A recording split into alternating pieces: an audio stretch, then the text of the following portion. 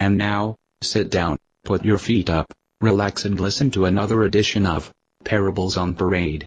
Tonight's parable comes from Matthew chapter 13 beginning at verse 32. Though it is the smallest of all your seeds, yet when it grows, it is the largest of garden plants and becomes a tree, so that the birds of the air come and perch in its branches.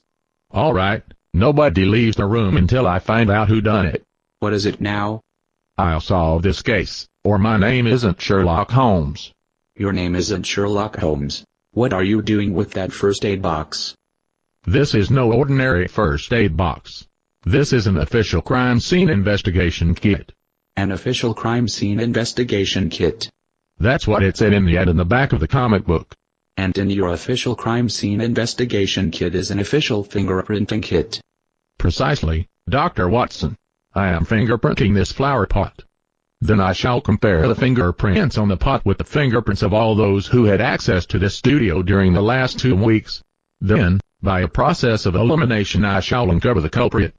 And just what was the alleged culprit alleged to have done? He switched pots. He switched pots. Precisely.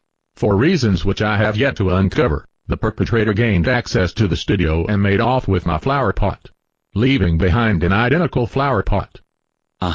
You see, Watson, in anticipation of today's parable, I planted a tiny mustard seed in my flower pot 2 weeks ago.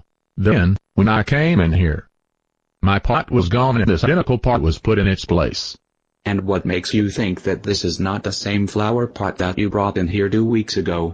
Elementary, my dear Watson. My pot had nothing but oil and a tiny mustard seed in it. Even a child can see that this pot has a 6-foot tree growing in it. And I see a clear fingerprint, right here near the top edge of the pot. The game is afoot, Watson. And whose print is it? Mine.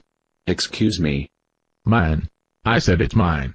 I don't know how the cunning villain did this, but he not only stole my flower pot, but he also transferred my fingerprints to the new pot. Fascinating, eh, Dr. Watson? I'm spellbound. Far-fetched as it sounds, it's possible that the villain emptied my pot and made off with the soil and the mustard seed, after transplanting this tree. But why go to all the trouble, eh? What kind of tree is that? How should I know? Do I look like a botanist to you?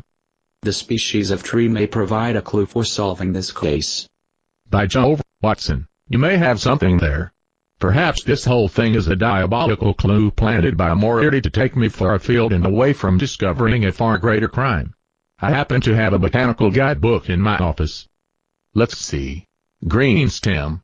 That eliminates all deciduous and coniferous trees. Small yellow flower. That brings us to only remaining possible. Oh. Well, Sherlock, have you cracked the case? Well, perhaps we should finish this investigation another time.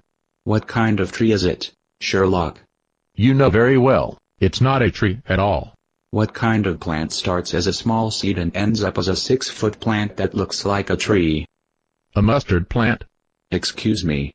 I said, it's a mustard plant. Tune in next time for another edition of Parables on Parade.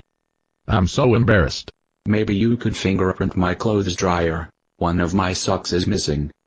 Very funny. Based on a play by Bob Snook. Conditions for use. Do not sell any part of this script, even if you rewrite it.